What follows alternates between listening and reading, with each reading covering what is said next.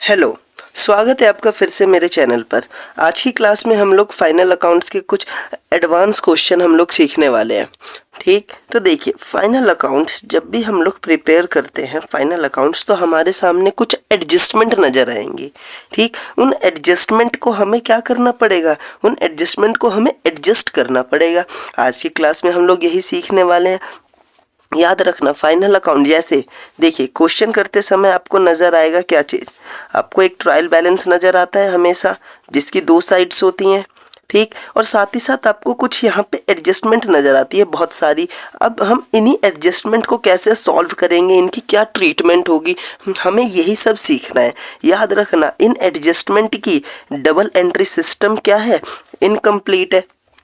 तो सबसे पहले हमें क्या करना पड़ेगा, इनकी डबल एंट्री सिस्टम को कंप्लीट करना पड़ेगा। और इनकी डबल एंट्री सिस्टम को कंप्लीट करने के लिए हमें कुछ जर्नल एंट्री मेंटेन करनी पड़ेगी, कुछ जर्नल एंट्री बनानी पड़ेगी।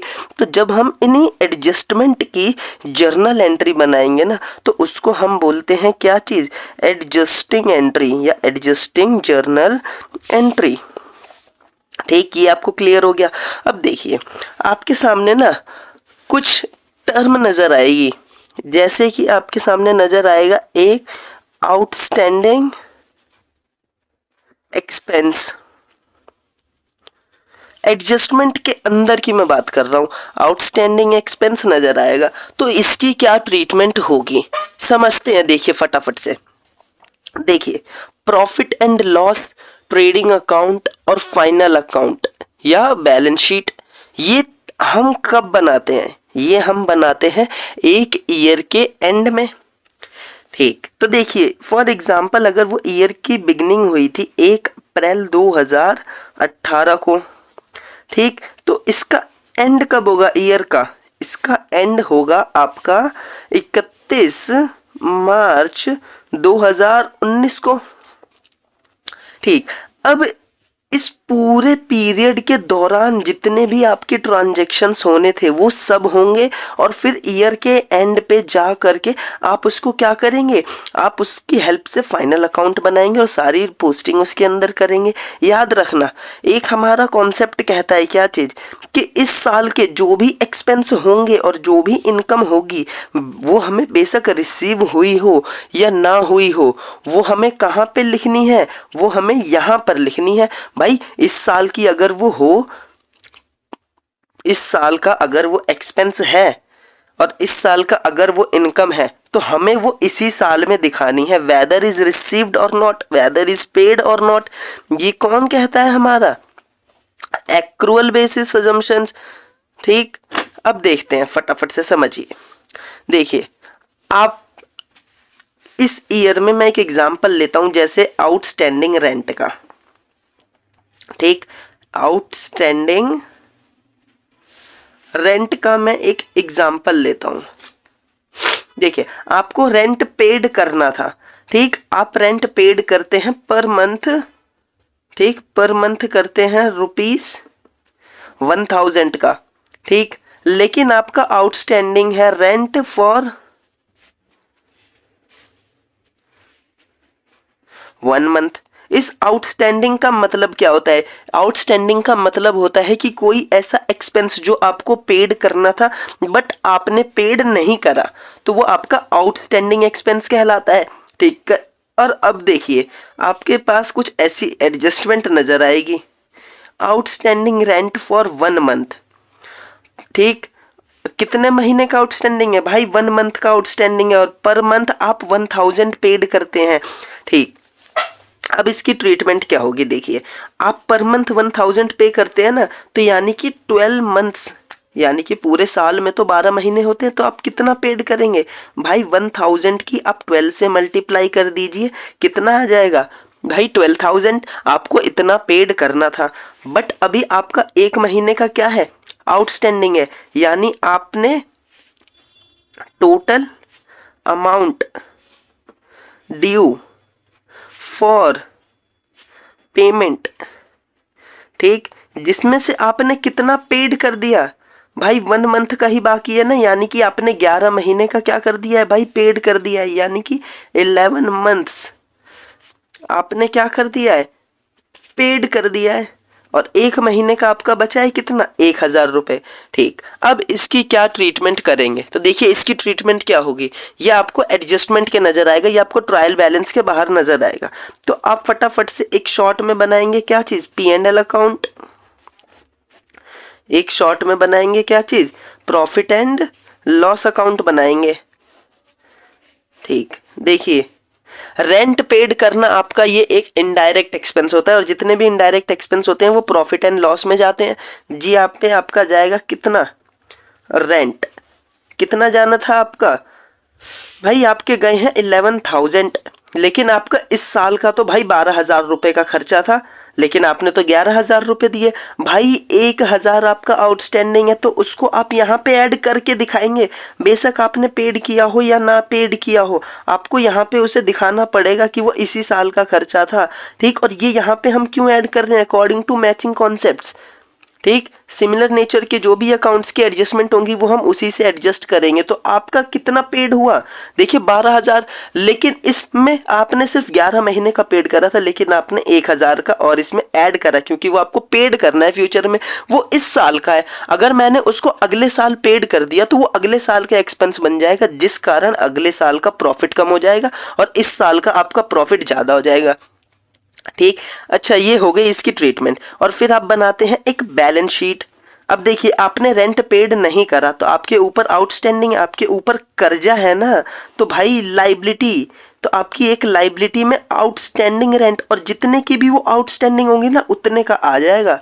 ठीक, ये आपको आया समझ में।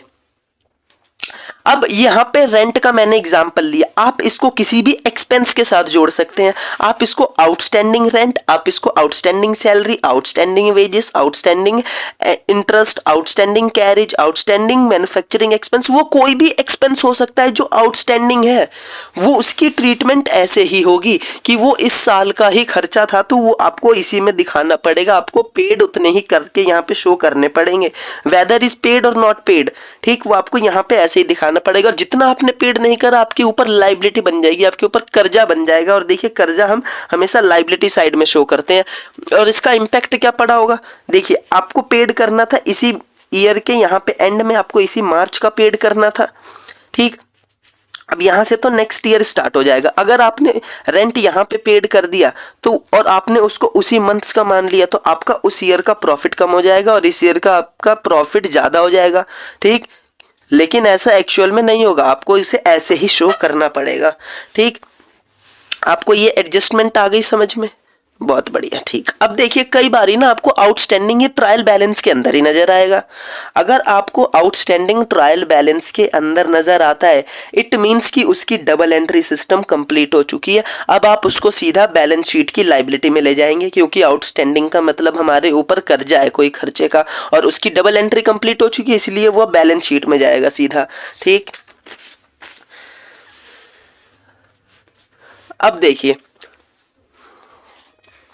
अब आपको नजर आएगा कई बार ट्रायल बैलेंस के नीचे एक प्रीपेड एक्सपेंस, एक प्रीपेड एक्सपेंस। इसका मतलब क्या होता है, इसका मतलब होता है कि आपने सर्विस तो अभी रिसीव नहीं करी है, बट आपने पहले ही क्या पेड कर दिया, एक्सपेंसेस पेड कर दिए। यानी कि service not provided but expenses paid, amount paid in advance, वो हमारा कहलाता है प्रीपेड एक्सपेंसेस। इट मीन्स कि आपका था क्या चीज, ये देखिए स्टार्टिंग ईयर का डेट था और ये था आपका फिर एंड वाला डेट था। ठीक, तो अभी अभी हमने समझा इस ईयर का कोई भी एक्सपेंस हो वो हमें इसी ईयर में दिखाना पड़ता है, बेशक वो हमने पेड करा हो या ना पेड करा हो। ठीक, और ये आ जाएगा हमारा फिर क्या चीज, ये अगले ईयर का एंड आ जाएगा 31/3/2019। ठीक, अब आपने क्या करा, अब आपने ये प्रीपेड रेंट कर दिया 1 मंथ्स। ठीक, और पर मंथ 1000 रेंट पेड, आप हर महीने 1000 रुपये रेंट पेड करते हैं। ठीक, तो आप टोटल ईयर में कितना पेड करेंगे भाई, 12 मंथ्स में आप कितना पेड करेंगे भाई, मल्टीप्लाई कर दीजिए 1000 की 12 से, यानी कि आपको तो 12,000 रुपए देने थे इस साल। लेकिन यहाँ पे एक नजर आ रहा है प्रीपेड रेंट या एडवांस एक्सपेंसेस कह सकते हैं, यानी कि हमने अगले महीने का भी पेड कर दिया भाई। आपको यहाँ से यहाँ तक का ही बस पेड करना था, ठीक। आपने क्या करा, आपने अगले महीने का भी पेड कर दिया और अगले महीने का सिर्फ एक महीने का पेड कर दिया, यानी आपने 12,000 तो दिए, साथ ही साथ आपने एक महीने और का दे दिया, और आपने टोटल कितना दे दिया, 13,000 रुपए, 13,000 रुपए, ठीक। अब देखिए इसकी ट्रीटमेंट क्या होगी। अब आप फटाफट से एक बनाएंगे क्या चीज, प्रॉफिट एंड लॉस अकाउंट, ठीक। इसकी ट्रीटमेंट देखिए, बिल्कुल कॉन्सेप्ट को हमें घोल करके पी जाना है, आपको समझना है कि यहाँ पे हो क्या रहा है, ठीक। और एक हम बनाएंगे यहाँ पे बैलेंस शीट। देखिए मैं बार बार एक चीज यहाँ पे रेंट का एग्जांपल ले रहा हूँ, आप इसको किसी भी एक्सपेंस के साथ जोड़ सकते हैं, आप इसको सैलरी वगैरह किसी से भी जोड़ सकते हैं, ठीक। तो ये देखिए, ये लाइबिलिटी, ये एसेट्स होती है। आपको रेंट पेड करना था और अभी हमने समझा क्या चीज, जितना इस महीने का एक्सपेंस होगा आप सिर्फ उतना ही पेड करेंगे, ठीक। तो आपको रेंट कितना पेड करना था भाई, आपको पेड करना था, आपको पेड करना था कितना, 12,000 रुपए, बट आपने कितना पेड कर दिया, 13,000 रुपए आपने पेड करा है ना। क्वेश्चन में क्लियर नजर आ रहा है, प्रीपेड रेंट फॉर 1 मंथ, यानी कि आपने ये वाला अमाउंट पेड करा। लेकिन मुझे बताना, क्या वो इस ईयर का था एक्सपेंस, वो इस ईयर का एक्सपेंस नहीं था। हमें तो सिर्फ यहां से यहां तक के बीच में जो भी हुआ एक्सपेंस, वो बेशक पेड हुआ हो या ना हुआ हो, हमें वो लिखना था। लेकिन ये तो अगले महीने का है, हम उसको अभी क्यों मान ले। मान लो आपने रेंट पेड कर दिया, आपको अब जरूरत पड़ गई पैसे की, तो वो अभी अगला महीना स्टार्ट नहीं हुआ था, आप उसको वापस मांग सकते हैं भाई, वो आपकी एसेट्स है, ये ध्यान में रखना, ठीक। तो आपने वो अगले महीने का पेड करा है, वो इस साल का नहीं था, वो अगले साल का था, तो आपको अगले साल का तो यहाँ पे शो ही नहीं करना है ना। तो आप क्या कर देंगे, आउटस्टैंडिंग रेंट को माइनस कर देंगे, और वो कितना था भाई, 1000 था ना। तो आपने कितना पेड करा, सिर्फ भाई 12,000, भाई यही तो था इस साल का एक्सपेंस, याद रखना, ठीक। इसकी ट्रीटमेंट अब देखिए, आपका वो एसेट्स होता है प्रीपेड एक्सपेंसेस, क्योंकि आपने पेड कर दिया भाई, वो आपकी एसेट्स। अगर अगला महीना स्टार्ट नहीं हुआ और आपको पैसे की जरूरत पड़ गई या आपने रूम खाली कर दिया, तो आप वो अपना पैसा मांग सकते हैं, ठीक। अगर आपने एडवांस में सैलरी दे दी भाई, अभी तो काम भी नहीं कर रहा था, आपने 2 महीने की सैलरी दे दी, हो सकता है वर्कर काम छोड़ दे, तो आप उससे बोलेंगे नहीं भाई वो सैलरी दो, ठीक, क्योंकि अभी आपने अपनी सर्विस प्रोवाइड नहीं करी है, वो आपका एसेट्स है, ठीक। तो फिर जितना भी आपका प्रीपेड एक्सपेंस होगा ना, वो आपका क्या कहलाएगा भाई, एसेट्स कहलाएगा, और एसेट साइड्स में चला जाएगा, ठीक। और अगर आपको ये एडजस्टमेंट में ना मिले, कई बार आपको ट्रायल बैलेंस के अंदर ही नजर आ जाए प्रीपेड एक्सपेंसेस, ठीक। तो अगर आपके ट्रायल बैलेंस के अंदर नजर आ गया, यानी कि उसकी डबल एंट्री सिस्टम इनकम्प्लीट है, और आप सीधा उसको, डबल एंट्री सिस्टम कंप्लीट है, डबल एंट्री सिस्टम उसकी कंप्लीट है, तभी तो ट्रायल बैलेंस के अंदर नजर आ रहा है, और फिर आप उसको सीधा एसेट्स में लिख देंगे। क्लियर हो गया ये चीज। चलिए बढ़ते हैं नेक्स्ट टाइप पे।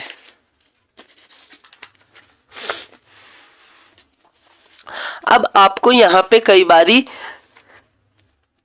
एक्रूड इनकम नजर आएगी, एक्रूड इनकम, ट्रायल बैलेंस के बाहर आपको एक्रूड इनकम नाम से एक टर्म नजर आएगी। ये क्या होती है, देखिए, एक्रूड इनकम यानी कि service provided but amount not receive, यानी कि आपने अपनी सर्विस तो दे दी बट आपको अभी अमाउंट रिसीव नहीं हुआ। For example, accrued salary for 1 month, ठीक, और पर मंथ 1000। इसका मतलब क्या हो गया भाई, इनकम की बात हो रही है ना, यानी कि आपको सैलरी मिलनी थी, आपको हर महीने मिलती है 1000 रुपए सैलरी, लेकिन आपकी एक्रूड है सैलरी। इसका मतलब कि आपको अभी सैलरी नहीं रिसीव हुई। कितने महीने की भाई, 1 महीने की रिसीव नहीं हुई। और अभी हम समझ चुके हैं इस साल का एक्सपेंस हो और इस साल की इनकम हो, बेशक हमने पेड किया हो या ना किया हो, बेशक हमें इनकम रिसीव हुई हो या ना हुई हो, हमें वो इसी साल में दिखाना पड़ेगा। ठीक, तो अब इसकी ट्रीटमेंट क्या होगी, देखिए इस साल की आपकी सैलरी कितने की थी, तो भाई 12 मंथ्स यानी कि हर महीने आपको मिल रही है ना, तो आपको तो 12 के हिसाब से आपको मिलेगा कितना भाई, 12,000 रुपए आपको मिलनी चाहिए थे इस साल की, लेकिन आपको 1 महीने की नहीं मिली। 1 महीने की आपको नहीं मिली, यानी कि आपको कितना रिसीव हो चुका है, सिर्फ और सिर्फ 11,000 रिसीव हो चुका है और 1,000 आपकी अभी सैलरी नहीं मिली है। ठीक, ये नॉट रिसीव, ठीक, ये हमारा क्या कहलाएगा भाई, एक्रूड इनकम। और ये क्या है भाई, ये रिसीव हो चुकी है हमें। ठीक, और ये हमें टोटल ड्यू थी, यानी कि हमें इतना चाहिए था। ठीक, अब इसकी ट्रीटमेंट देखते हैं क्या होगा। फटाफट से हम एक बनाएंगे क्या चीज, profit and loss account work. ठीक, देखिए,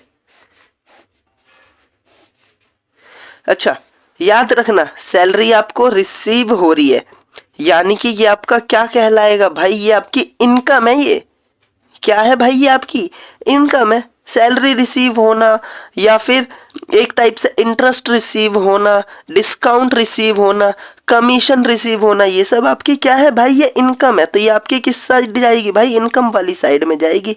ठीक, तो मैंने यहाँ पे लिखा क्या चीज, बाय सैलरी। ठीक, कितनी भाई, आपको कितनी रिसीव हुई भाई, आपको तो सिर्फ 11,000 रिसीव हुई है ना। ठीक, क्योंकि 1 मंथ की क्या है, एक्रूड है, यानी कि आपको सिर्फ 11,000 रिसीव हुई। लेकिन मैचिंग कॉन्सेप्ट्स और एक्रूअल बेसिस कहता है कि आपको इस साल की इनकम उतनी ही दिखानी पड़ेगी जितनी थी, बेशक वो रिसीव हुई हो या ना हुई हो, क्योंकि इससे आपके प्रॉफिट और लॉस पे बहुत ज्यादा फर्क पड़ जाएगा। ठीक, तो वो इस साल की थी तो हम उसको क्या कर देंगे भाई, एक्रूड सैलरी थी ना, तो हमने उसको यहाँ पे ऐड कर दिया 1000 को, और आपको रिसीव हो गई कितनी, 12,000 रुपए। ठीक, और फिर बैलेंस शीट बनाएंगे, और बैलेंस शीट याद रखना ये आपको मिलनी थी लेकिन मिली नहीं, लेकिन है तो आपकी ये एसेट्स ना, तो ये आपकी एसेट्स वाली साइड में चली जाएगी, एक्रूड सैलरी। ठीक, और ये जितनी भी हो 1000। अब अगर ये आपको ट्रायल बैलेंस के अंदर नजर आ जाता है, यानी कि इसकी डबल एंट्री कंप्लीट, ये सीधा एसेट्स में जाएगा। ठीक, क्लियर हो गया। अब आपको कई बारी एक टर्म नजर आएगी, क्या चीज, अनएक्सपायर इनकम या फिर एडवांस इनकम। आपको एडवांस में ही इनकम रिसीव हो गई। अब याद रखना भाई, एडवांस में मिल गई, पहले ही लॉजिक बनता है कि आपको बिना काम करे मिल गई, आपके ऊपर तो कर्जा बन गया, आपके ऊपर लाइबिलिटी बन गई है, क्योंकि आपने तो अभी काम भी नहीं करा और आपको इतना पैसा मिल भी गया पहले ही, तो ये आपकी क्या कहलाएगी भाई, लाइबिलिटी कहलाएगी। ठीक, इसकी ट्रीटमेंट करते हैं, सेम एग्जांपल लेते हैं फिर से। ठीक, यानी कि मैं लिख देता हूं इस बार ही थोड़ा सा, commission receive in advance for 2 months. ठीक, और पर मंथ आपको मिलती है 1000। ठीक, तो अब हम बनाएंगे यहाँ पे क्या चीज, एक प्रॉफिट एंड लॉस अकाउंट। ठीक, और एक बनाएंगे क्या चीज, एक हम बनाएंगे बैलेंस शीट। देखिए मैं ये शॉर्टकट यूज कर रहा हूँ, आपको फुल फॉर्म वगैरह सब यूज करनी है वहां पे एग्जाम में और प्रैक्टिस करते टाइम। ठीक, देखो आपको कमीशन रिसीव होना था। ठीक, तो हम यहाँ पे लिखेंगे बाय कमीशन। देखिए मैं शॉर्टकट यूज कर रहा हूँ, आप फुल फॉर्म ही यूज करना। ठीक, आपको कमीशन रिसीव हो गई। ठीक, लेकिन आपको कितने हुआ रिसीव, आपको 2 महीने की एक्स्ट्रा रिसीव हुई। आपको जब 1 महीने की 1,000 रुपए मिल रही है, यानी कि 1 साल में तो 12 महीने होते हैं, आपको मिलनी थी कितनी, 12,000 रुपए, लेकिन आपको 2 महीने की और मिली, यानी कि आपको मिली 14,000 रुपए। ठीक, 14,000 रुपए मिली, लेकिन आपको वो क्या हो गया, इस साल का था क्या वो आपका? मुझे एक बात बताइए, वो 2000 रुपये जो थे अनएक्सपायर वाले, वो आपका इस साल का तो था नहीं, तो उसको आप माइनस करके यहाँ पे तो सिर्फ 12,000 दिखाएंगे और बाकी के 2000 आपके ऊपर क्या बन गए होंगे भाई? लाइबिलिटी बन गई होगी। ठीक, एडवांस इनकम कितने की? 2000। और अगर आपको advance income directly trial balance के अंदर नजर आता है, आप सीधा उसको लाइबिलिटी साइड में लिख देंगे। ठीक, अब देखिए ट्रीटमेंट तो इन सब की यही होगी, चाहे वो अनएक्सपायर इनकम हो, चाहे वो आपका एक्रूड इनकम हो, इनकी ट्रीटमेंट ऐसे ही होगी आपकी। ठीक, बस अब इनके जो लैंग्वेज है, इनके जो कहने का तरीका है कि ये आउटस्टैंडिंग है, वो प्रीपेड है, वो एक्सपेंस अनएक्सपायर है, वो एक्रूड है इनकम, ये इनकी ट्रीटमेंट तो यही हुई, लेकिन उनके कहने का अंदाज बदलते जाएगा। तो आपको वहां पे अपना लॉजिक, वहां पे सेंटेंस को समझना पड़ेगा। ठीक, आई होप आपको आज की क्लास अच्छी लगी होगी। कंप्लीट है।